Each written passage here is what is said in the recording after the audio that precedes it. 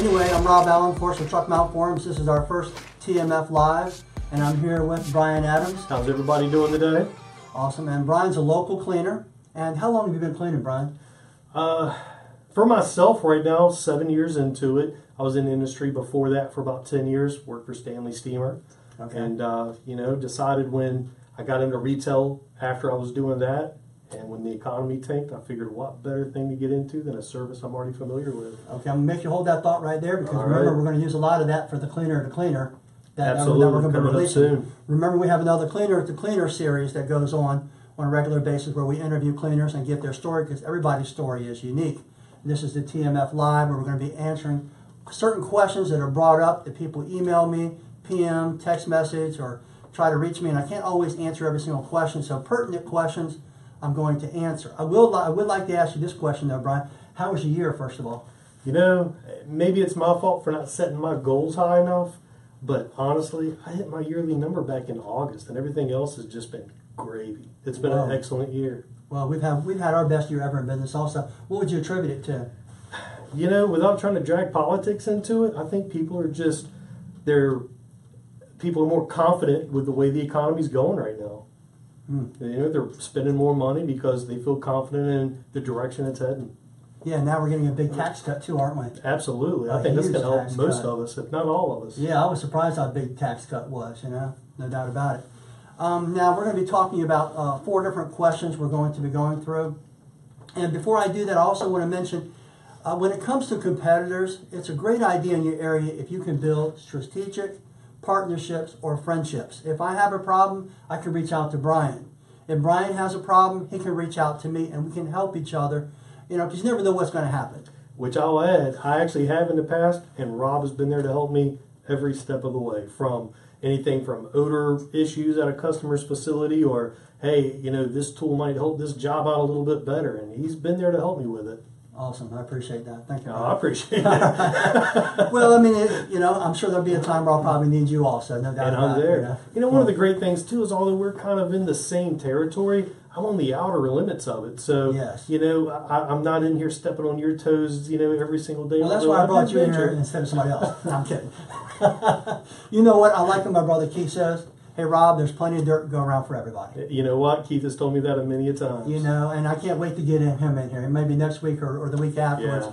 I'll have my brother Keith in here. Episode. He's a trip. He is. He is definitely a trip, no doubt. But he's always spoke highly of you, and that's how I got to know you, through Keith. I know you've probably known him for a long time, right? Almost 20 years now. Wow. Yeah, it's been a long time. And my girlfriend, of all things, used to be roommates with him. Wow. Small Looking world. at you, Keith. Oh, Lord, he's probably watching this too, yeah. All the dirt's coming out, Keith. Plenty of dirt going around for everybody, especially in the Allen family. Ouch. Ouch, ouch, ouch, ouch. Real dirt and fake dirt. That's right. There. Okay, all right, well, let's get into our questions. We don't bore everybody. Were you able to pull that up? And anybody? Yeah, I've got it up.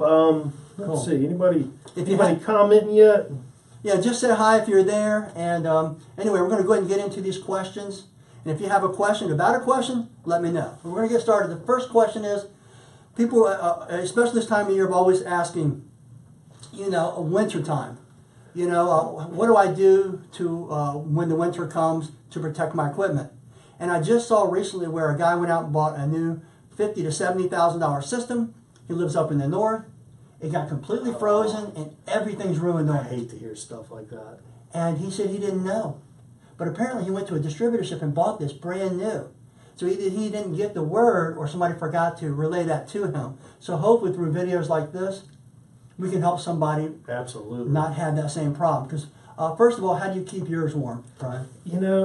I'm kind of a slacker on it. If it's really cold, like we're anticipating some snow later this week, I'll run some windshield washer fluid through the system. Yeah. And then afterwards, I have those. Have you ever seen those little foil safety blankets? No, I haven't. I know you're talking about. Yes. Yeah, I'll cover the machine up with one of those, and then I'll put a canvas tarp over top of it, and then I've got a Craftsman heater that I'll vent the opening and blow the heater in there. Keep my little weather station in it, and even last year, for example, when we were down into the teens, my machine was a toasty 60 degrees. There's some guys out there who are like minus 20. I know. Minus 30. We get 20 degrees here, we're crying. You know Absolutely. what I mean? And we're getting teens tonight or something, right? Yep. Now, I do want to say something. Remember, if you're going to put a blanket or something over your machine, make sure the machine is cooled off. Absolutely. The exhaust could ignite it, and I recommend using, personally, I would think wool would probably be best, but it's very difficult to ignite wool. Right. So wool might be your best bet. Just be careful. Make sure you use the right material. Now, you brought up something talking about the blanket. Somebody asked me the question. They wanted to know, Rob, does wind chill or wind factor make a difference? Because if it says it's 30 degrees, 32 degrees outside, let's just say 32 is freezing, but they say the wind chill factor is 20. Does that make a difference in it? What do you think, Brian? I would say no, because it's what your skin's feeling with the breeze blowing on it. But at the same time, your van or box truck or whatever you may be using, it's taking a brunt of the wind too. So that could absorb some of that coolness as well. And I'll take it one step further. A lot of times the exhaust is vented through the floor. Right. So the air can come up through there, and it can cause things to freeze a little faster. Absolutely. So I wouldn't, I'd always, it's better to be safe than sorry. It's a good idea to maybe keep a thermostat in your truck. And I've got a winterized video on YouTube. Look that up. It goes through all the different steps to make sure you're safe. Brian mentioned windshield washer fluid. I like that. It's safer, and it's a better product, but it's mostly used down here towards the south. Up north, you might need something with some regular coolant to really keep it if you're going to winterize it. So keep that in mind. Now, there's two dangers that come along with, what are the two main dangers from freezing, would you say? The main dangers, I would say probably What can any of your lines that have water in them. I mean, so you're looking from your heat exchanger to, for those of us that still run those, from your heat exchanger to, even your pump out lines, any of it. Your Steam wands. lines in the back, wands. Yep. Which, speaking of which, last year I did have a couple quick disconnects crack on me because I left them in the van in the very back. It was extremely cold. Everything was toasty underneath that blanket area. Right. The back still got freezing. Yeah. So never underestimate the power of water expanding. Now, a lot of people say, well, and I've heard people say this before, well, my truck mount, it got cold one week, it got down into the 20s, and I've heard distributors even say this, and I don't completely agree with it, but I've heard distributors say, well, listen, it has to be in the teens for a while for it to really freeze. I've heard that before, too. But I'm not going to trust that, because let me tell you what happens is, you ever heard of stress cracks? Yeah. So what will happen is, that'll get inside there, right, and it's just a lot of copper tubing many times. That copper tubing will expand, and then over time, it might not leak right away, but let's say maybe in the summer, maybe in the fall. Right. Then you start getting stress cracks and water's going everywhere and you can't figure out what happened. It's because you didn't keep it warm enough during the cold season beforehand. So better to be safe than sorry. So make sure you keep it as warm as possible. I'm going to have to interrupt you for a second, Sure, Rob. go ahead. I just lost us up here. Here we go. We're Okay. back on there now. All right. I want to see if we were trying to keep track of questions and stuff. Cool. No problem. Ken just made a comment up there too. Ken Kaplan. Okay. Bubble wrap and blankets is a great insulation. I've also heard too that the air itself, being trapped inside a bubble wrap, that the air itself actually acts as one of the best insulators. Ken, you live down there in South Carolina or Georgia. How cold is it to get down there? Good point. But it is. You know what? Somebody told me in Alaska it's almost 20 degrees. Right. Or in Canada, and in Minnesota it's like minus 20 degrees. Right. So it's moving downward. You know, it just kind Yeah. of flows around and As stuff. a matter of fact, Greg Allen posted something earlier today. That's where I got it from. Yeah, that Alaska was warmer than some of our mid-rate states. Yeah. No way. No way. I could never. Hey, hats off to you, Greg, that you could live up there in that cold weather. Anybody. Believe me, at my age, getting near 60, I just want to go south. I don't want to go north. Absolutely. I feel for you northerners, so really keep it as warm as possible. And one more thing I want to mention, too, before I mention the last point on it. Somebody asked me, hey, Rob, well, how do you keep your water lines hooking up to the house? They're frozen outside. How do you keep your water lines from freezing or getting water source? Well, we keep water rings on our truck, and we'll go inside the house and hook up to a sink. So I think that's really important. And I take it out, I'll get in and start the truck mount up first. I'll get my technicians to do that. Start it up first, get it warmed up a little bit, keep the door shut a little, and then they'll bring their hoses in, hook it right up to a sink. Or you can hook it up where your washer and dryer goes. Absolutely. That works too. Ken was saying it's close to the teens out there. Is it really? Mm-hmm. Yeah, well, there's people up north who would pray to have the teens. You know? Yeah, they but would. still, Ken, I agree with you, Ken. You should take care of it. And Ken's a great guy, by the way. Look forward to interviewing him someday with a cleaner. Awesome. Cleaner to cleaner. The last point I wanted to mention was CO2. Is that what it is? Carbon monoxide? Carbon monoxide, CO2. Okay, I just want to make sure I got that right. Anyway, CO2 or carbon monoxide, hopefully I got that right up there. And you want to make sure that during the cold weather, you don't park too close to the house.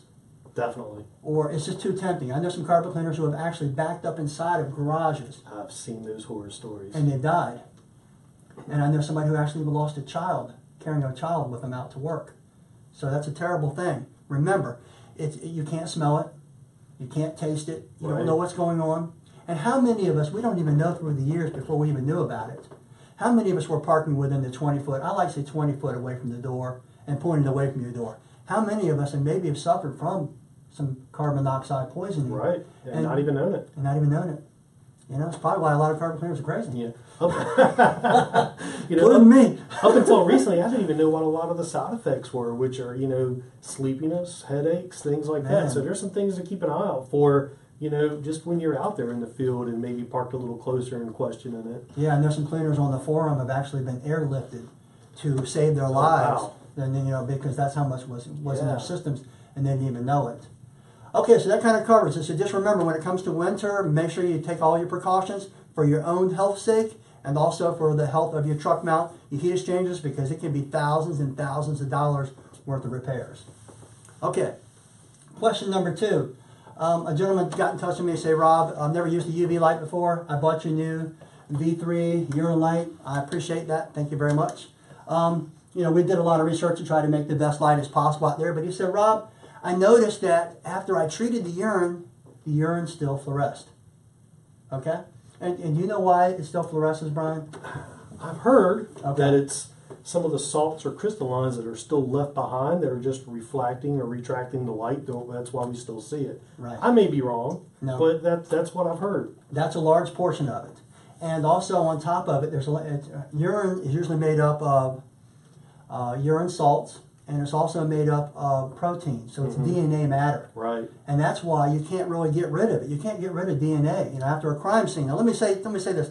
I wouldn't recommend saying a crime scene to your client. Right. You don't want to say, well, Mrs. Jones, after a murder or something like that, you can't get rid of all that DNA. You can't see with your naked eye. No. That would be very awkward inside of a home. I'm sure a lot of us have gone into homes where we feel like this is a crime scene. Hey, look, when you got hundreds of pet stains in a couple of rooms, that's a crime scene. That's a pet crime scene right there, right? So we're able to recognize that. I'll just simply say, you know what, it's kind of like when somebody says, oh, that's kind of cool, what is it? I said, well, it's a UV light, helps us find urine. It's kind of like carpet cleaning meets CSI. And then I just move right on, because I don't go on to, well, what's on CSI? We've already seen that, but let her just paint that frame. Don't you go paint it, because that could be pretty ugly. Yeah. All right. So that's the point. You can't get every bit of it out of there. There's still some behind, but you can make it healthy. Now, there are some times where you can't see urine with the UV light. Some people say, well, it's because of some of the newer carpets, and that might be true. Some of the polyesters that are very thick and very have a lot of protector on them, sometimes when the urine hits it, it goes straight down to the bottom of the fiber. Joseph, really getting CSI when you're talking about semen fluorescent. Ouch. I hear you, Joseph. Ouch. Keep an eye on you over there. Hey, don't go in the teenagers' rooms by the computers. Don't ask me how I know. Okay. You want to hear something crazy? I'm sure everybody. I remember one time I was doing this very, very wealthy person's home, right? It's been about 15 years ago or so. And he had a movie theater room. Super wealthy. He probably had 30 seats in there and a huge screen. I mean, regular movie screen. And he had asked me to check out everything and what needed to be done. And I told him I recommended maybe doing the movie seats because I saw some things with my UV light. And he said, what do you mean you saw some things with UV light in the seats? I'm going like, he said, you mean like, he said, no. And my wife just left me, and I've never done it. And she has a boyfriend. I go, oh my gosh. So I didn't put that together, but he put that together. How crazy is that? So he was livid the whole rest of the job. So maybe that's an area you don't want to go to. Talk about an awkward situation. Yes, extremely awkward, okay? Stick to urine, okay? Urine we're wow. Right. You have any pets that could have jumped up there? Right. Okay. Well, I'm sure it's popcorn butter. Right, all right. So back to it. Another reason, too. So it might be the carpet, the type of carpet, that it might not fluoresce. Right. But there's another reason. Some clients, like my wife, for instance, she has 2 Chihuahuas, and she is on it quick. So she gets so quick to the urine stain that she cleans it up. Now, some of it still goes down into the padding or, the backing of the carpet, so you still get that odor buildup. Right. But the light doesn't reach it. Exactly. The light doesn't reach it. That's where you need a moisture meter. Right. Take your moisture meter and check down in there and make sure that there might be some urine in there. Because if she got it so fast, remember, it takes a little while for the protein and the urine salts to oxidize on the fiber to change that color. Okay? So just keep it simple and basic with the client. This is the easiest way. This is what I say to people. You know, if they bring it up at all, you know, don't bring it up if you don't have to. But if they bring it up, well, will it still, well, will I be able to look at it afterwards and see they're gone? What do you say?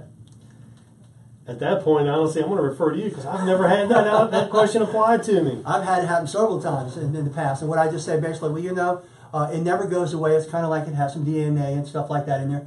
And it just stays there. The urine salts do, but you can't see with the naked eye. However, I can notice as a professional the difference in the tint. Usually fresh urine has a light green, bright green look to it. Older urine will have a dull greenish look to it. And that's kind of how you can tell the difference. You're asking me? I should have brought a notebook in. No, well, look, it's going to be here in the video, okay? I should have been taking notes.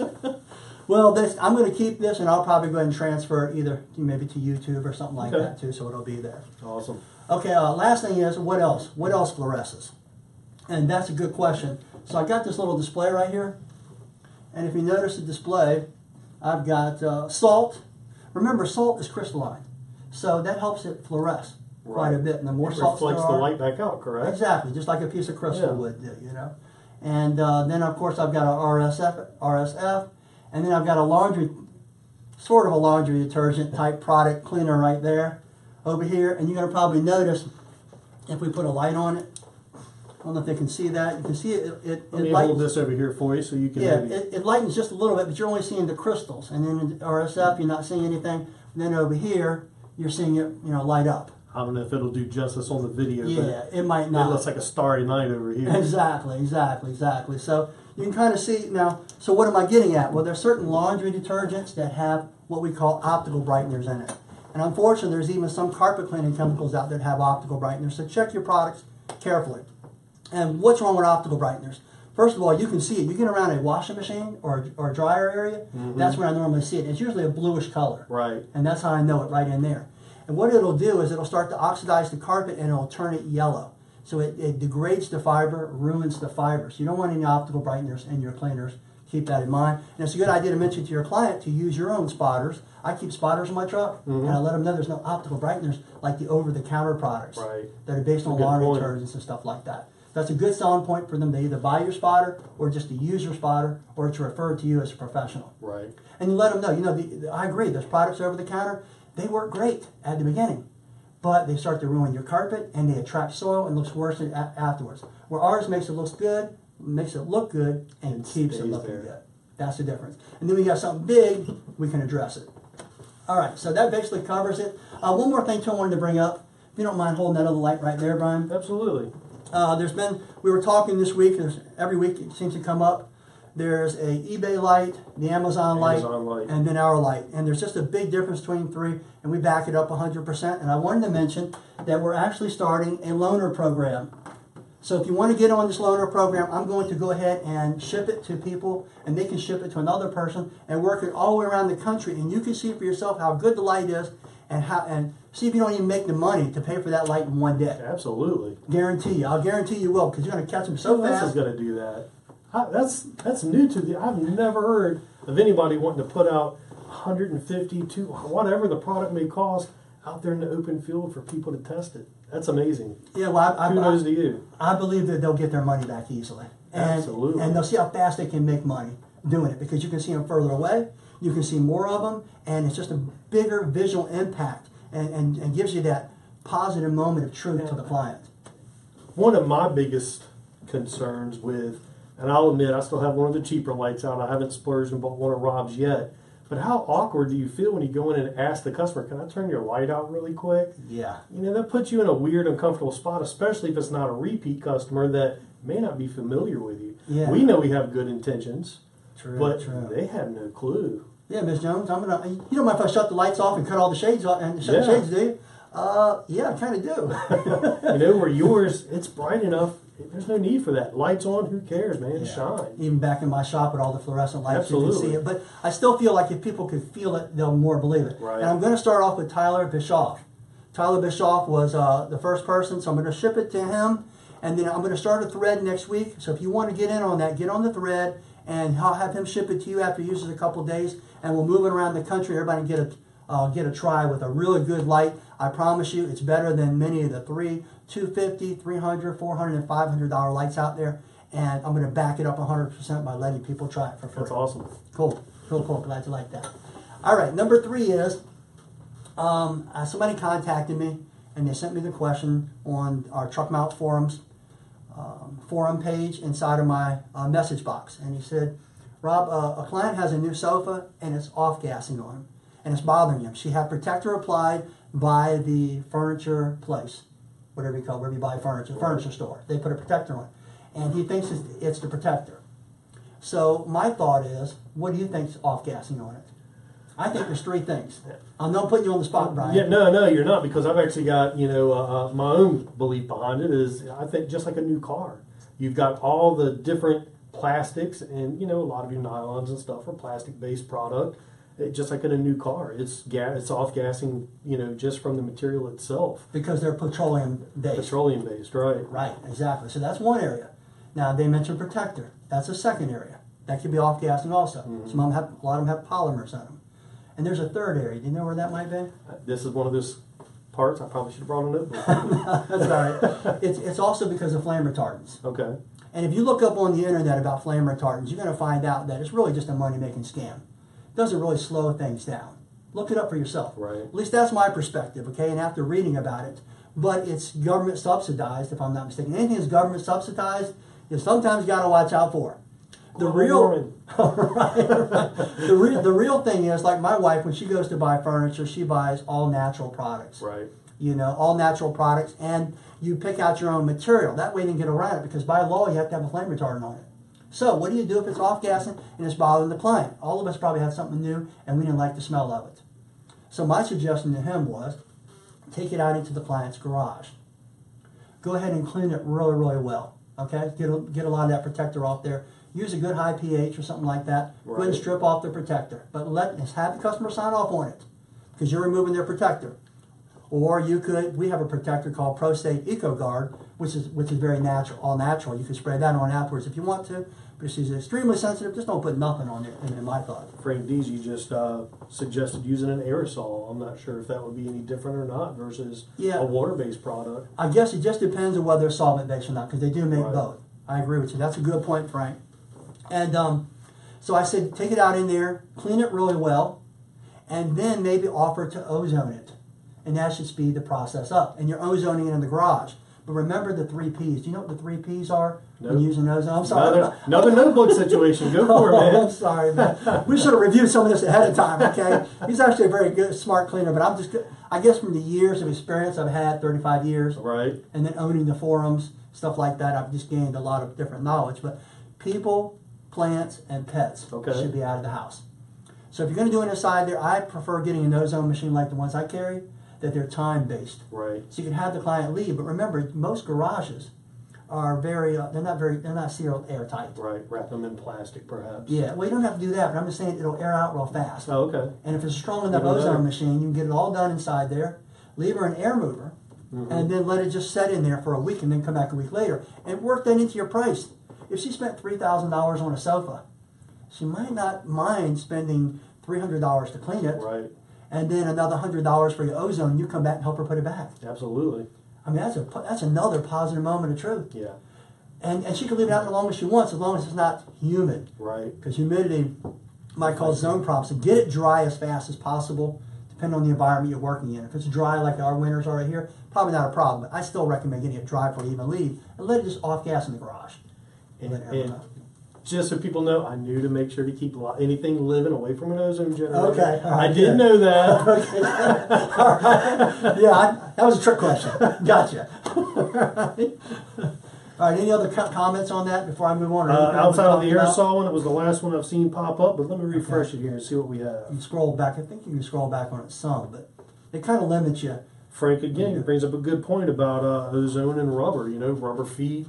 If you're leaving it open, in an open garage scenario, bicycle tires, lawnmower tires, things like that. So, and you can lose some ink and stuff like that. Right. Yeah, you can make some colors bleed.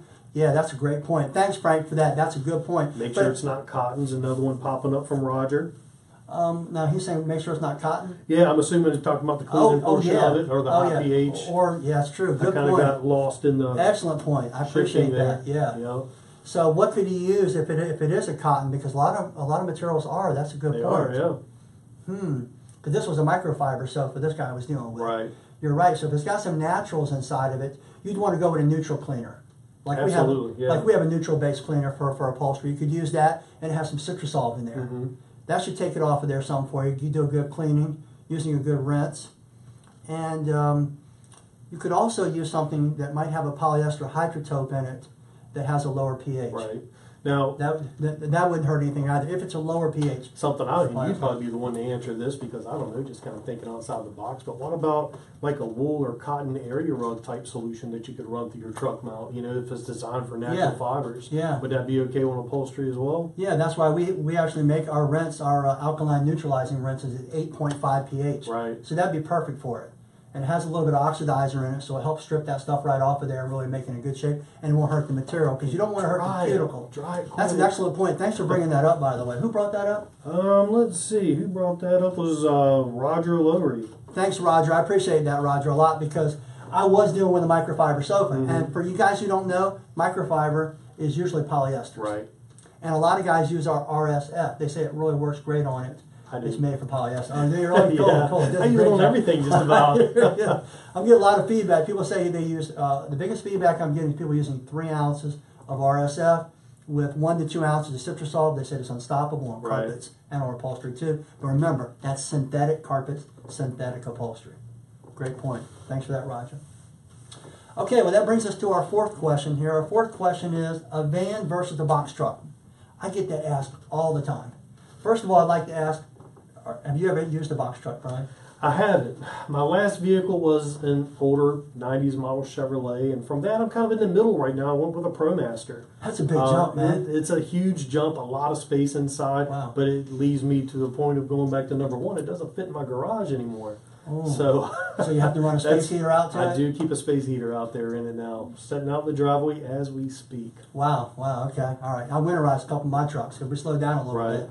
And the other 3 trucks, I'm keeping heaters on them. We're actually getting another warehouse. I got rid of the one, and we're getting this new one, but it's not going to be ready until March or April. Congrats. Yeah, but until then, I got to run my heats. Right. My heaters on. I got to remember to do it. It's important.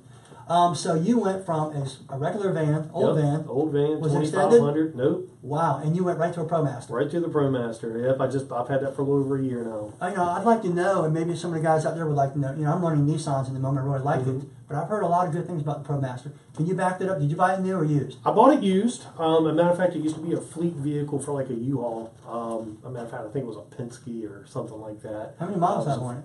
It only had 12,000 miles when I bought it. So really, and I'll tell you what's even better. It's broken in. I went and got pre-approved at my own personal bank, but I went to the dealership and got a cash deal for it. They knocked it down to $18,000 cash. Man. And it wasn't even a year old. That thing's a beast. So, I love it. That's it's gorgeous. Excellent room. It's a great vehicle. I really don't have any complaints about it. Now, around here, we do have some tall bridges, the high-rise bridge, for example. If I've got full tanks, I can feel it. Now, if I put it in tow haul mode with all my tanks and stuff full in there, no problems. But if I don't engage that, you can hear that transmission likes to stay a gear lower, and it revs up a little high because they only have V6s in them unless you get the diesel option. Wow. Okay. So that would be my only critique against it. Would be But mechanically, it's been sound. Oh, it's been great. Put a lot of miles on it. I got it with 12 a little over a year ago, and I've got almost 60 on it now. Good Lord. Yeah, put a lot of miles on it this year. Yeah. Didn't you say you reached? I'm going to back to this in a second. Didn't you say what month did you reach your goals? I reached my goals in August of this year. Last year. That's fantastic, man. Yeah, like I said, maybe I didn't set my goals high enough, but maybe nobody expected a new president, man. And also the one we've got, I think that's really been the key factor. Are people are just confident. My stocks are higher now than they've ever been. Mine too. I mean, I don't have a problem going out. I went out and bought the new van. I bought it in November after he won the election. I was like, I'm going to go buy a new van now. Wow, that's brave, because a lot of people predicted just all the other things. 2 cars this year, so I mean, I'm part of the spending spree. So things have been great. Yeah, but I still feel like, and I'm going to say this, I always say, always live under your means. I always try to live under my means, not over my means. Things are going good. Absolutely. And I try not to get political by running And the don't group. jinx it. Yeah, exactly. But everything comes in cycles. Everything Yeah. goes up, everything goes down, goes back up, goes down. It's just what happens in life. So it's always best to, invest in your company, but also live on your means. That's what I recommend. I've seen many people before the 2008 bubble burst. I know guys who were banking millions of dollars as as contractors, Right. building homes, stuff like that. And after that happened, they lost everything because they went out and bought all new trucks, and they bought all new homes, yachts, everything. And what happened was, I heard the guy last time, one of the guys in this area, he's getting $25, $30 an hour just framing homes. Now that's a big drop. It is. And if he hadn't lived over his means, he probably wouldn't have had that happen to him. Right. But he lost everything. And that, because you know what happened to the housing bubble? Put the pops going. Okay. All right, back to this last question again. Van versus a box truck. And so that's a tough one. Because like anything in this whole industry, there's always a variable for each person and each individual. First of all, to me, if I was going to start today, I would want an oversized van, or I would want a box truck. And the reason I say that is because I want the space, and I do a lot of services. I have a lot of diverse services. Tile and grout cleaning, Right. rug cleaning. I want to be able to carry rugs, carpet cleaning, upholstery cleaning, duct cleaning, pressure washing. I do so many different things, so many different services that I offer clients, and I also like to run sometimes dual wands. So I'm going to lean towards the box truck, especially being if I was an owner-operator. I probably would start with a box truck. I just love all the space. I like to just jump up in there. Now, my thought has always been the box truck until these larger vans came along. Right. And I haven't experienced one of them yet, so I'm glad you're here. So, do you think that moving from your one van to your new one that's larger, do you think you would feel better in a box truck, or do you think that you're at the sweet spot for yourself? Me personally, for myself, I think I'm at the sweet spot now. I feel I'm in the situation to maybe get a second van on the road here soon. Right. Probably springtime, I'm thinking. But everything fits? Everything, and I'm running an old school Legend right now, but everything fits. Everything fits great. My chemical shelf, I've got a couple wand holders that are on that, so I keep my floor wand, stair tool, and I've got one of the gecko style tile wands. All that stuff stays nice and tightly up against the rack system, and it still have ample space in there. I can carry. I've got a 20-inch 175. Plenty of room to just roll that up in there. Man, and my trucks are stuffed. Still tons of room. Yeah, by the time you get CET tools, I'll tell you one more variable, Brian, that I think would weigh into it. If you do a lot of water damage, Right. It's really nice to have a box truck to carry, multiple DHUs. In my box trucks, I can carry 4 or 5 DHUs and about 20, 25, sometimes 30 air movers. I wouldn't be able to do that. That's pretty strong. It is. I can grab that thing and go right out to it. So it just depends on where you are. It really depends on you. Another thing too. And future model plans too, Yeah, here's another thing too. In your area, in Virginia Beach, they passed an ordinance where you're not supposed to have any trucks above 7 feet. I've heard that, which really throws me in a loop too, because even though my ProMaster is not the extended height, I'm still above that 7-foot mark. I know, and they don't really enforce it that much. Right. But here's where they enforce it: is if you try to keep it at your house. You're allowed one commercial vehicle, so you have to check your area and your local rules and laws, because in our area you're allowed to keep one commercial vehicle at your house if you don't have a shop like I do. Right. You got to keep it at your house. If it's oversized, if a neighbor calls on you, it's gone. See, where I'm at, You can't keep it there. Where I'm at, it's more localized on advertisement outside. Yeah. I live in another city called Suffolk, a couple cities over. And where I'm at, because I've got the graphics on the side, I can't park out there because my property is not zoned for billboards. Oh, gotcha. And when it's parked, it's considered a billboard. They want me to keep it covered. I don't. Wow. But they want me to. And I used to have one of those neighbors that would call my other neighbor's a state trooper, and he was parked on the other side of the road with his car facing the wrong way. And this guy even called the police on him. So when he was there, Ooh. I would keep it covered or keep it parked on the side of the house. It's a shame, isn't it? We've all had a neighbor like that happen. Yeah, it It's is. the worst. It really is. It's a shame. People can't get along. Sometimes it's envy and jealousy too. It could be a number of things. You're in business for yourself. It's not easy to be in business for yourself. Yeah. A lot of people resent that sometimes. Sometimes It's even neighbors too or relatives. Okay. So a van versus a box truck, it's up to you. And also, there's not a whole lot of versatility as far as machines. You can get just about any kind of machine in a box truck. I don't care how large it is. Sometimes Right. I've seen guys put 2 of them inside their box trucks. So if you want to run a true dual wand, if I started again today, I might put 2 inside of a box truck. That'd be bad to the bone. That's true too, Roger. He's got a Butler system. He was talking about how much space he has in that. Does he have a box truck? Or is that Roger, do you have a box truck or do you have a van? Because I know now I've heard they offer a cool new van setup. Oh, Butler sweet. does. I'd like to check it out myself. See which one he has. Because if you had a box truck with the Butler inside of it, imagine the space you'd have. But even with the van, he's right. Mm-hmm. Because it's such a small footprint. But by the time you get your shelves and stuff in there, it still takes up some space. But I can, I will agree that a direct drive, and that's another subject we're going to be picking up in some future events. People have been sending me questions, and I've been keeping a long list of them, and that's direct drives versus slide-ins. What's better? But I don't want to go there right now. Yeah, no, absolutely. And just back to the box truck van issue, we'll talk about direct drives really quick. Aren't the newer style vans coming out mostly front wheel drive? I'm not sure if the Transit is. Somebody would have to let me know on that. But my ProMaster, for example, is front wheel drive. I heard Chevrolets, when it comes out, is also going to be front wheel drive. No option for direct drive on those.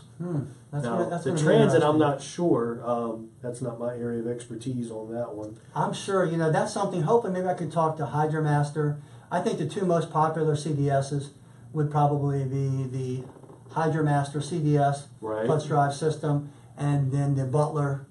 It used to be the White Magic, which was really a great unit too. They're no longer around. And then there's, I think that White Magic, one of their units was taken over by Legend Brands. Okay, yeah. Which is the Sapphire Scientific 1200, I believe. Right. Okay, so you really got those three in there, but I think the two most popular by far are the Butler and the CDS. But I think 1200 is gaining some ground, but I don't know a whole lot about it. Haven't really had much time to spend with it. Right. But I agree, yeah. They're going to have to make some headway. There's going to have to be some kind of change. There's something going on. But maybe I'll talk to Butler and I'll talk to HydroMaster before. Be a nice topic to bring up when you talk about the direct drives. Yeah, no doubt about it. Because I've always owned slide-ins. I maybe owned one direct drive for a little while. ProChem came out with one for a while, and it was kind of a disaster for them. And all credit to ProChem, however, though, everybody's was failing. It was a hydraulic system. Okay. Kind of like the trash truck has, a hydraulic system. It was great in theory, but you get out in the field, there's some type of heat issues inside the truck. It just didn't perform, and they were breaking down. ProChem flew a rep in. He checked it out and said, yes, it is. They gave me a Performer 405, took that out, and charged me nothing in return. Sweet. That's great. That's great customer service, and hopefully Sapphire Scientific keeps up that same level of service. The same members being on board there, I'm sure it is. Yeah. I would hope. Let's hope so. If not, I'm sure they're going to find out online. Yeah. When I was I worked at Stanley Steamer back in the '90s, they were just at the point of transferring out from direct drives into their slide-in Kubota systems. Okay. And I tell you, man, those direct drives they've got some cojones to them. Yeah. You get to a rat nasty, man, you just kick the RPMs up a little bit more, and you get a little bit more performance out of it. Well, they only had one, they kept it, you know what I mean? So it was a beast. Yeah, it was. And that's why I give Butler credit, and probably even HydroMaster too. They've only made one model that I know of, for the most part, and they've perfected, each one of them have perfected each one of those. So they're pretty rock solid, but I don't want to get into that too much, because that's for a future conversation. Now remember, we're going to wrap it up here. We don't want to keep everybody too long, including Brian too. He drove out here almost an hour away. I appreciate that. The next person I have here is going to be 2 hours away, and then 3 hours. No, I'm kidding. And that's how they're going to rotate out that loaner program. You're going to drive in here and do an interview. Right. And then they got to take it with them and ship it out themselves. That's a good point. Yeah, maybe I'll let you start it off, and you can send it out to Tyler. How about that? Yeah, but I still feel like it's very important if you can, and that's what all the forums and groups have done for the most part, is we build up strategic partnerships or friendships with cleaners that have things in common. Because, really, if you're doing your job correctly, it's very difficult for me to take the job from him or him to take it from me. Because people do business usually with people. They do. They hired you, Brian, because they like you. And then they like your service and they keep you around. Right. Same thing with me, if they like me. Now, if you drop the ball, I can pick it up and run with it. And if I drop the ball, you can pick it up and run with it. And who are we to complain about that? It was our fault we lost the job to begin with, or the customer. Yeah. There is a very large franchise. Super large franchise. I'm not going to mention their name. No reason to. All right. It's the second largest franchise in the world. I believe it is, if I'm not mistaken. But I heard they spent $1 million. Thanks, Tyler. I heard they spent $1 million doing a study and this is kind of a cool study. I don't know if I've told you about this yet. Nope. Okay. Notebook situation. They did this study, guys, and I want you to keep this in mind because I thought this was very fascinating. I got a call from a person who was used to be in the upper echelon of this franchise system when it first got started, and through many years he helped develop franchises all around the country. Some of the largest in the country to this day. He helped get off the ground. And we were talking on the phone and stuff. He said, you know, Rob, that we actually spent like $1 million. Don't quote me on that. It was around $1 million. And guess what the subject was? How to get rid of owner-operators. Really? Yes, like you and like me. I'm not an owner-operator anymore. Now I got multiple trucks. Right. But they knew that owner-operators were hurting their business. They couldn't get them away from them. And guess what they found out? They couldn't get rid of them. The whole study proved beyond a shadow of a doubt that people were doing business with people. Right.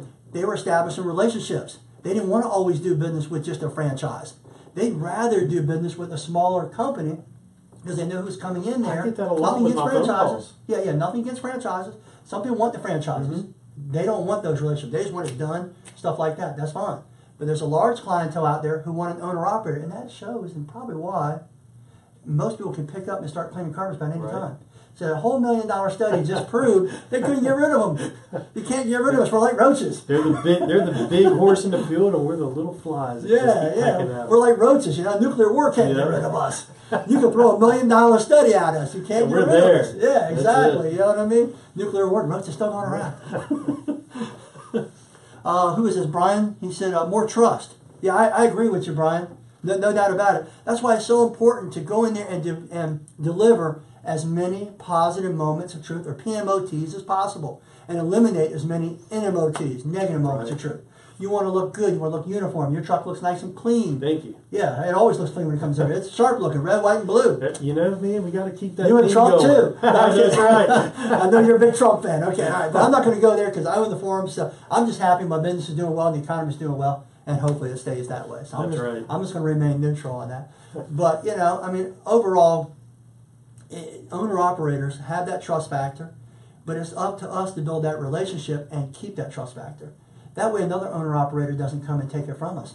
Absolutely. So that's why you can develop these strategic partnerships or friendships like we have now, because we're not really worried about stepping on each other's toes.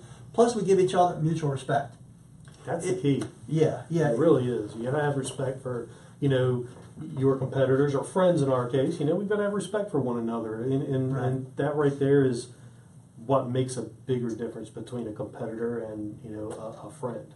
Yeah, I'm confident that if I had to give a job to Brian and I asked him to sub it to him, and would he leave my magnet on the refrigerator, my bottle of spotter, and tell him he's only doing it for me? But if there's ever, you know, later on maybe, if Rob ever goes out of business or something, or however you want to work, but just I just want to let you know you're Rob's customer, something like that. I could trust Brian to do that, and vice versa. 100%. And I've sent you jobs before, things that were out of my control or out of my expertise. You know, some water damages, for example. Okay. And you know, I'm not certified. I appreciate that. Money for that, by the way? No, not yet. We're gonna work on that one though. No, it's good. You know, it's my point. I want to get my customers taken care of as well. Yes. And I trust you that I can send it to you. And, you know, I still have that customer today. She calls me up. It's a real estate agent, too. She feeds me a lot of work. Yeah. And, you know, she's probably one of my biggest ones, but I felt confident sending her to you for that water damage job. And, you know, like I said, she still sends me 5, 6, 7 jobs every single week. Yeah, she is busy. Yes, that's awesome. You know, it wouldn't be illegal to do it, but it'd be unethical. It would. You know, and how could you sleep at night by taking your competitor's jobs when he gave it to you? You're able to make a little bit of money off of it, and then you take his client. How could you feel good about that? So you can't. So, but that's another point is you want to make sure, maybe build a relationship with somebody first, right, before you go trusting with your clients. Absolutely. I don't know about you, but I have people ask me all the time, hey, look, do you know a carpenter? Hey, do you know a plumber? I get that at least once a week. Do you give out a name fast? No. Why? Honestly, because I just don't know any that are worth putting my name on the line. Right. You know, quite frankly, I just don't know any that are worth it. Her plumbing blows up, who's she going to be thinking about? Absolutely.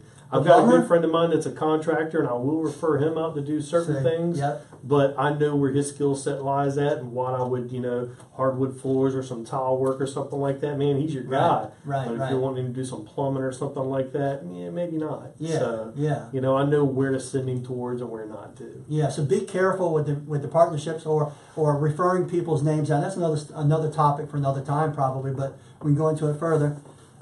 Thank them for the opportunity. Can you catch what Brian said? You have to refresh that. I got to refresh you. Okay. Give me 1 second. Last thing Brian said, he made a comment, it popped up for a second. Yeah, let's see. Yeah, he always thanks his customers for inviting the company into their home. That's a good point, and that brings up, respect to your customer. Wait a minute, say that one more time. I want to hear that again. Always thank your customers for inviting you into their home or their company into their home. I like that. I'm a big first name person. It works for me. Some but people, I don't usually thank people for letting me. At the I end, know, I'll say that's thank a good you. point. Yeah, But thank you. Wow, that's great. That's great advice, Brian. I like that. Yeah, great tip right there, man. I've always said iron sharpens iron, so we can all learn from each other. Yeah, that's great. Thank you, because people are so unthankful these days. They are. And they're putting food on our table. Thank you. How many times have you opened the door for somebody and they don't say thank you? And that's one of the things that burns me up. Doesn't it, though? That and interrupting a conversation, man, they kill me. I gotta be quiet now. I like to talk. Sorry about Me too. Interrupted you. Sorry about that, man. No, you're good. But the way I many times, and this probably shouldn't do this, but I've opened the door many times and they don't say thank you, and I'll say you're welcome. And they say, "Oh, thank you." Exactly. Put them on the spot. I know, but for the most part, we should be doing things for people, not just for them to say thank you to us. So that's how I kind of got past it. I just say, you know what? If there's a creator, which I believe there is, he does a lot for everybody on the planet, and a lot of people don't give him thanks. Right. He doesn't stop him from giving us food, shelter, clothing, and stuff like that. So following his example, even though they don't say thankful, we want to be thankful. But I love that point, Brian. Be thankful and thank them for allowing us to come inside their home. Absolutely. You know what you're doing there, too, is you're allowing them control of the situation. Right. Rather than you walk in all haughty, yeah, look at all this, man, they piss all over the place. What kind of lady are you? How do you call yourself a housekeeper? You know what I mean? You're not there to offend the client, okay? Right. We're there to help the client and to be thankful that we got inside the home. So we got our UV light. And we walk in there. First thing I do is remember, it's better to ask for forgiveness and permission when it comes to UV inspections. And why do I say that? Honestly, if you go in there and ask if I can start looking for pee, you're already giving them the impression that this guy doesn't think I'm very clean. Yeah, And she's going to say, and a lot of times they say no. So I don't ask anymore. I just have it in my holster. I pull it out of my holster. I turn it on and say, okay. And no, first thing, do you mind showing me around, Mrs. Jones? Oh, sure. Then I pull this out. And she, well, that's kind of cool. What is that? And now we got a conversation started. Right. And now the urine's conversation started. So what's that? What's that? Well, and you know how I put them at ease? Because they might be thinking, oh my gosh, he probably thinks I'm a horrible person. I'll let them know, we have a couple of chihuahuas, and I love my pets, and I know you do too. And that's why you have us here. And it's just the price we pay for having pets. That's it. They're part of the family. Yes, they really are. People spend billions of dollars a year on their pets. Big industry. Want to refresh that again, and we'll get. I'm going to get off on a tangent here, and I'll go on forever. No, I love my UV still light, there. man. You know what I call my UV light? An ATM machine, baby. Right here. This is an ATM machine. You ain't got one, you ain't making a ton of money. Let me tell you what. It just opens the doors, opens the wallets, and rightfully so, because you're showing people real things that are going on. They can actually see it with their own eyes. Right. And Rob Carr just chimed in. He cleaned the lady's home today. She used a big name for a long time, and she told him that he gave her 3 times the service for half the price. Wow. Don't you hate that when they say half the price though? I know. I was about to say, maybe I forgot a 0 on the back of that really quick. Sorry, typo. Oh, man. I know sometimes I'll go ahead and I'll say, and they'll say, how much is it, Rob? And I'll say $300 or $400. Say, that all? I'm going like, oh, yeah, that's all. That's good. Yeah, I like to treat my new customers, pretty well the first time around. I get them on the second now. But I'm just saying, you leave after that and say, wow, I must have delivered such a service, like he said. Right. He doubled it. So he could probably get more money later on. Absolutely. You can work them up a little bit, and they'll stick with you. I don't know how new you are in the business, but use that as a good opportunity to raise your prices later on, and telling them that you're just putting the good vibe out there, letting people realize how good you were, and now you're back up to industry rates. you know, and if you've been into it for a long period of time, then, you know, kudos, but check out what your competition's doing in their pricing too. And a lot of people bash on Stanley Steamer and everything, but, you know, they're a good guideline to go by. What are they charging for this? Because that's who our customers are looking at. When it pops up on the TV, they're doing a lot of advertising for us too, you know. We almost have to thank them to a certain degree. Yeah. I know a lot of us talk bad about them, but for the most part, they gave a lot of hyper awareness to the carpet cleaning industry. Mm-hmm. You know, they brought in these, you know, remember the old commercials where they had the dog just dragging his behind across the carpet? You know what I mean? That's a visual a woman doesn't forget. Yep. Oh my gosh, that's on my carpet? I'm going to have it professionally cleaned. So they've helped us a lot. They have. But sometimes franchises drop the ball. And when they drop the ball, it's our opportunity to pick that ball up. And I'm running for the touchdown, baby. I ain't stopping. And overall, they're a great company. You know, what they lack. Like I said, I was with them for 10 years. They kind of put you in their bubble. You don't really know what's going on outside. And I'll admit, it was a big learning curve when I got out of their organization. Yeah. They're limited. You know, their technicians are. I think their hands are kind of tied. Okay. But what they really... Because they put horse binders on purpose, because they have their own systems. Absolutely. They have their own systems. You know, and I think they would be unstoppable, honestly, man, if they would open up a little bit and bring in some of the outside resources that doesn't have that Stanley Steamer, that... Let's not give them any ideas. You're in the Stanley Steamer out there. Yeah, let's pause that. Exactly. There is no truck mount forums, okay? Right. There is no truck mount forums Facebook page, just so you know. So all Stanley Steamer people, disregard this last statement, right? But the internet is bringing a lot of awareness. You know what? I started the forum on purpose 10 years ago to try to raise the industry bar, because we have a lot of bait and switches in our industry. There's such a low bar for getting into this industry. People can get in it so cheaply. We almost have a car salesman mentality about them, people do, and it's you know, it's infuriating to me when I go in there with a regular normal price quote, and right. you know, you're going to get those people that are shopping around for those $7 a room guys. It never fails, and you know what they're going to end up with. And you know, I want to, you know what, I think that'll be another thing we should talk about. BS. BS switch cleaning. Right. You had a BS cleaner here, man? Okay, you want a BS cleaner or you want a real cleaner? Right. What do you mean by that? You know, a bait and switch. What were you thinking, man? Yeah, that's an understatement. Right. Well, you know, I could say a lot of things about that, and I've come across a lot of bait and switch companies owning the forums, and they can be profitable, but only for the short period of time. Right. And then they have to change their names, come under a different name, to keep on doing it, and talk about not being able to sleep at night. But I don't want to go into there too far, because I think that'd be a great subject for a further time. So remember, guys, and if you and women too, if you have any questions, please post it in here, or feel free to message me on Facebook or YouTube or on our forum, and I'll be glad to put them in the list here. And once a week, I'm going to try to do this series. Have a guest here too. Hopefully, Brian will be able to make it back again. Absolutely, I had a good time. Awesome. I learned a lot. Next time I am going to bring a notebook. You think I'm joking? And I think we should review the questions ahead of time too. But I want them to sound natural. You know what I mean?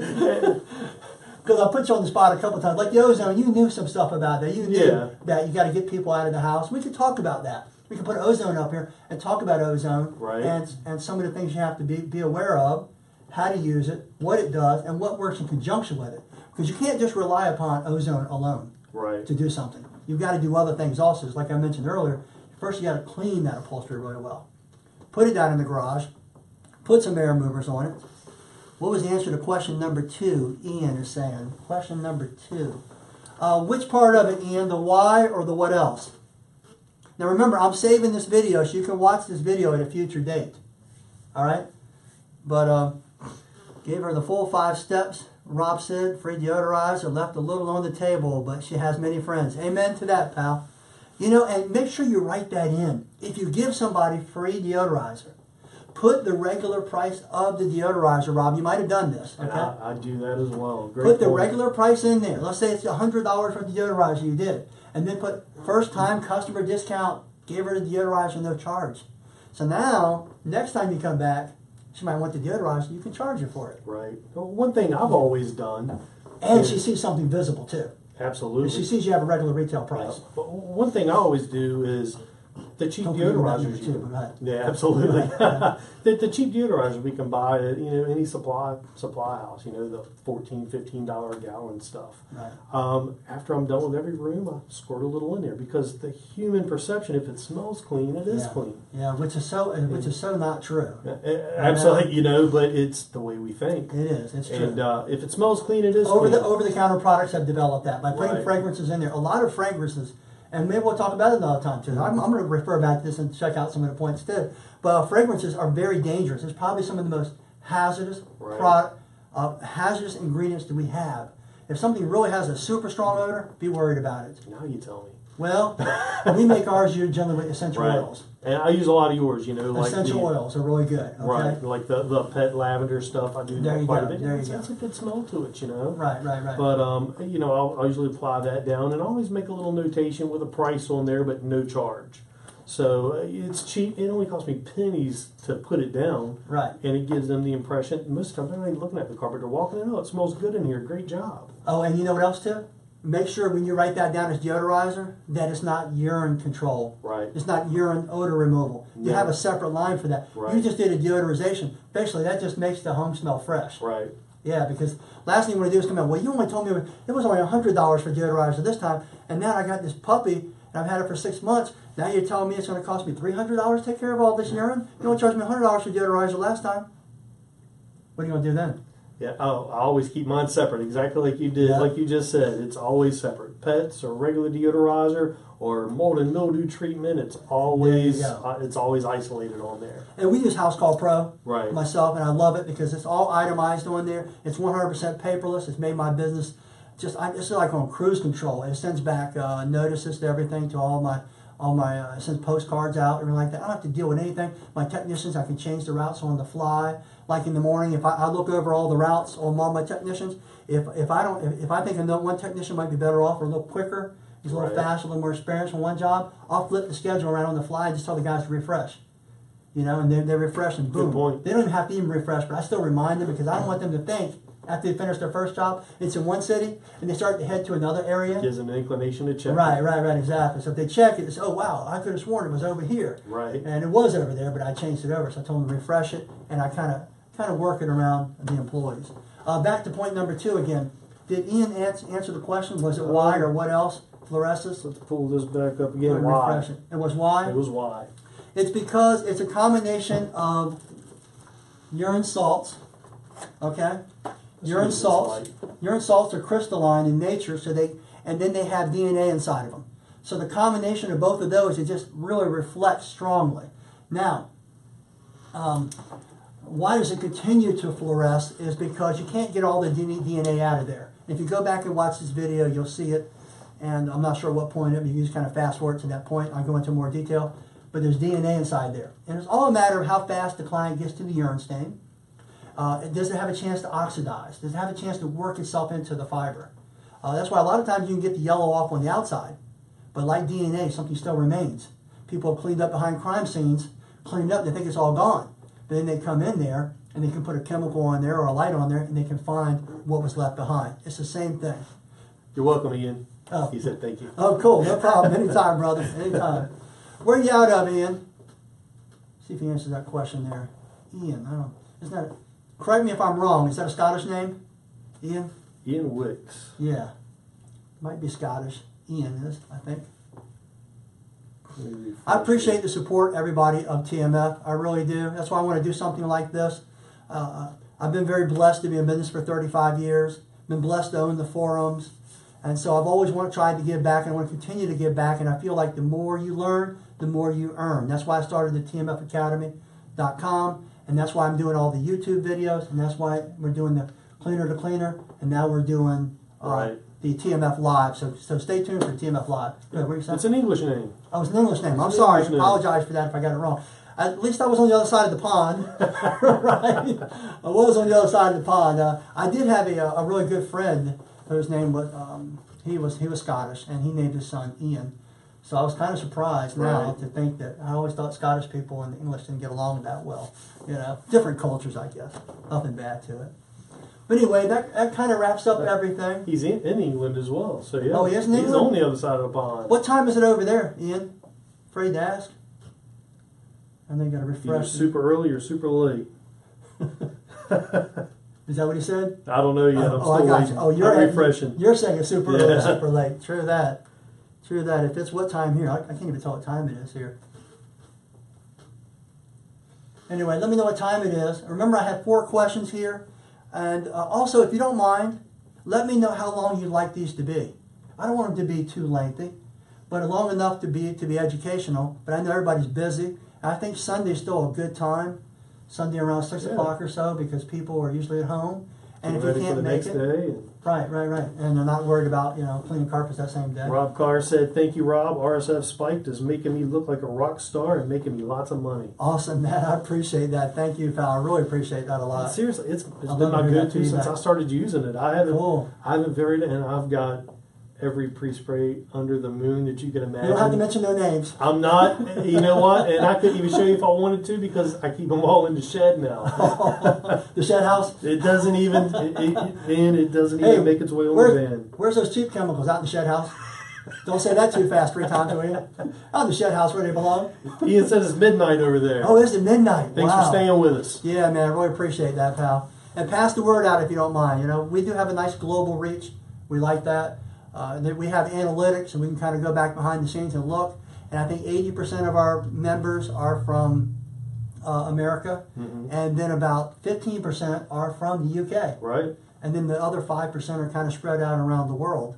We even have a person from Uganda. Have you noticed that? I have, yeah. He's blown up over there. I know, right? He's learning from us. And actually, he has pretty good English skills, good grasp on English. And I know we want to help him. And I'm trying to get back in touch with Lee Morrison. He gave me his number. Lee Morrison and another person put together a fund, a GoFundMe, and I want to get behind it. So after I talk with him, we'll get it going, and hopefully we can help this guy out over there. Ted's bringing up a couple questions here about maybe for another episode, marketing strategies and things like that.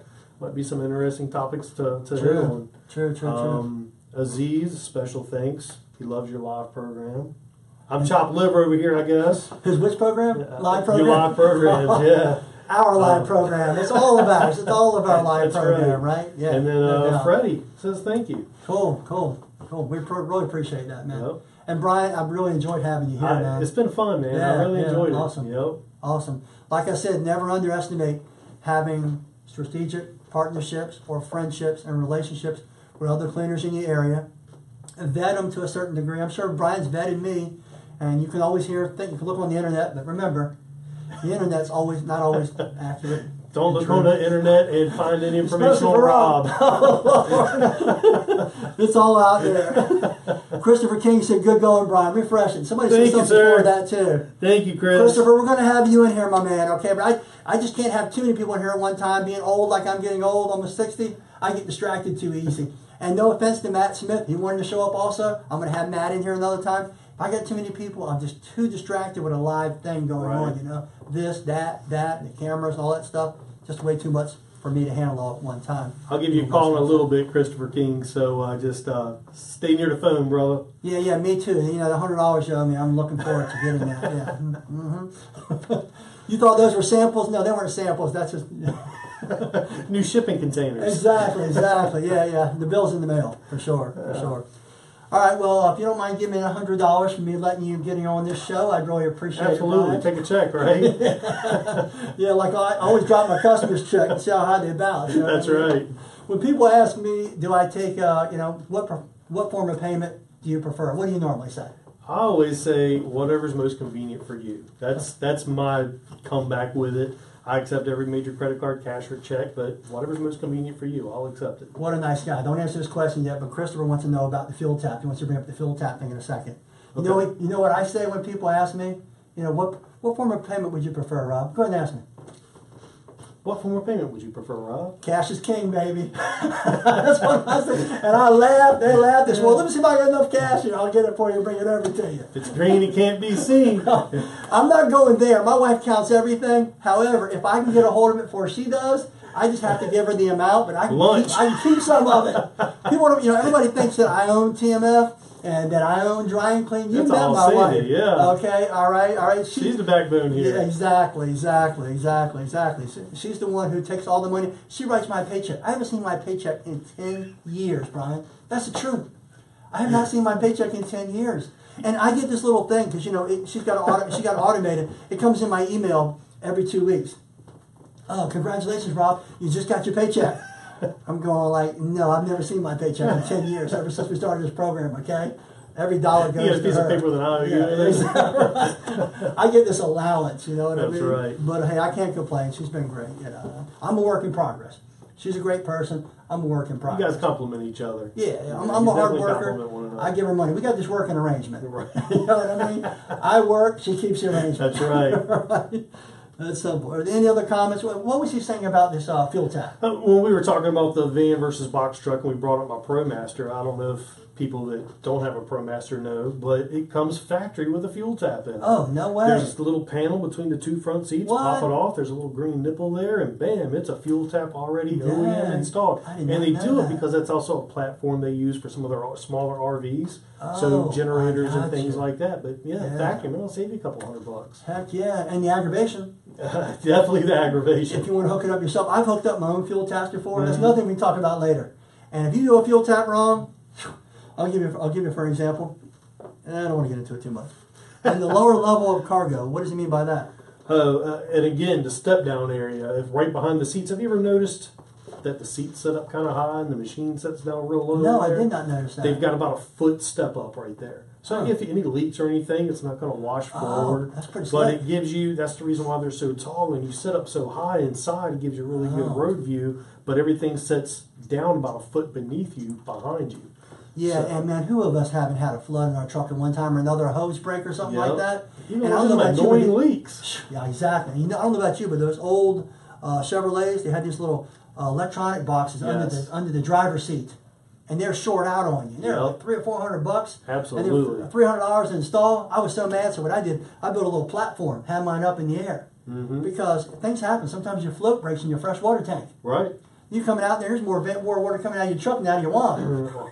Well, you know what? An issue I just have on mine, my fresh water box, the little 2-gallon hot box in the back. Yeah. Float was sticking on it, man. It was like a geyser in the back. So, jeez. Yeah, I got a little bit of trash stuck in there, and the float was sticking. And Yep. Sure enough, it just kept on filling and filling. Details. Well, look, Christopher, you're holding this up, but we gotta shut this thing down because people are gonna say, look, these people talk forever.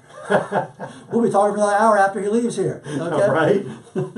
He's digging the ProMaster, Christopher said. Well, thanks everybody again. Remember, any more future questions, put them in this thread or email me. And if you don't want it to be known, sometimes some people ask me questions. They say, I don't really want to ask out in the open because some people belittle me. Remember, one thing about TMF, whether it's the forum or the group, there's only one way to get banned, and that is if you personally attack people. I don't mind you talking bad about something that might be breaking down or something, the part, but don't attack the person. Family or business? Yeah, family or business should be off limits. Off limits. For sure. I've heard of people giving people negative reviews, getting mad at somebody. That's insane. Why would you harm? If you're a man and you're mad at another man, why would you try to harm their child or their wife? That's the lowest life you could possibly get with the internet. I'll give you credit though. Google now has a system set up where they will investigate them. I've had one or two from past employees or people on the internet. Just ask me and I'll show you how. I've got a great attorney. They just passed something. Oh, awesome. Just recently. They do that with their AdWords campaign too. If they can see that one of your competitors is clicking on it through IP address, they credit you your money back for that and penalize them too. Yeah, so it's really you think you're not being seen, but you are being seen. So be careful. They're all seen. Joseph Pass, I don't discriminate. I belittle everyone the same way. Ouch! Especially Jason Miller, the admin. Don't mess with them admins too hard there, Joseph. Joseph's a great guy, but I tell you what, Joseph will tell me how it is, and I like that. I enjoy seeing Joseph's posts pop up. I'm usually a behind the scenes kind of guy. I don't really talk a whole lot. But Canada. I enjoy reading them. Yeah. Right. Yep, absolutely. We got a lot of great members, and we're very appreciative of it. Remember, we're all helping each other. That's what we're in for. And I don't want to go into any more of that, but I could talk about a lot of different things, but we're just going to leave it alone. We need a bigger whiteboard. I know, right? Let's start writing little tiny print. And by the way, my wife would not rewrite this for me, okay? And during the holiday weekend, she wouldn't rewrite it, so apologize for the bad writing. And generally, I'll have one of the girls at the office, they'll write it. My wife's working on tax and stuff like that. She don't even want to see work at the moment right now. You know what I mean? So at the end of the year, she wrapped it all up. She did a fantastic job. So I wouldn't dare her. I'm going to ask her. So I hope even the spelling's correct. And I just did fluorescence off my brain. It could be wrong. So if you want to look that up and get on me, feel free to. But I think it's about the only word. Somebody earlier on chimed in that the 2 needs to be going up there. Oh, it's just CO. Oh, now thank you you. know. Well, what have I heard CO2? What is CO2? I don't know. I know they use it in like pellet guns and stuff like that. A CO2 cartridge, but maybe that's what I'm thinking now. So is that carbon monoxide using there for CO2 cartridge? Carbon dioxide, maybe. Might be. It might be. Hey, thanks for clarifying that. Well, thanks for telling me later. You could have told me earlier. You know, I didn't want to just kind of put my finger up there and erase it, but. By the way, Rob. I was going to save it for after. How the dumb episode. are you, right? Wow. Yeah. I'm not going to go into that with fluorescence. So. I know, right? Yeah. That's a tough one off the top of your head. I had to Google search it too. So. Ouch. I hope it's right, but CO, carbon monoxide, CO. Okay, very good. And I even have carbon monoxide testers. So I thought they had CO2 written on it. Maybe it just says CO2, maybe. CO or something on there. Anyway, thanks for that tip there, guys. That's what we breathe out. Oh, breathing out is Carbon dioxide is what we breathe out. It is? Yeah. Okay. That's carbon monoxide comes out of cars and out of exhaust and right. stuff like that. Right.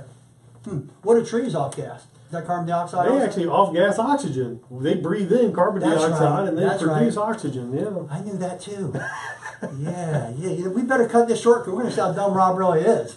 I'm always here to off on buffer your it. side. Now you moved it over to mine. Thanks, I'm Brian. always here to buffer it for you. Paybacks are rough, baby. Paybacks are rough. No doubt about it. Well, I appreciate everybody tuning in. If you did tune in, if you didn't tune in, hopefully you'll enjoy this video. And if you like this, please like it. It lets me know to continue to do it. If you don't like it, I won't continue. It's that simple. I don't want to bore everybody to death. Come on, you guys got to like it now. You can't bash me on first attempt. Right. Well, thanks a lot, Brian. Thank you, Rob. I appreciate it, man. No Have a good time tonight. All right, pal. Me too, man. Thanks, everybody out there. I'm going to go ahead and cut this out. Take care.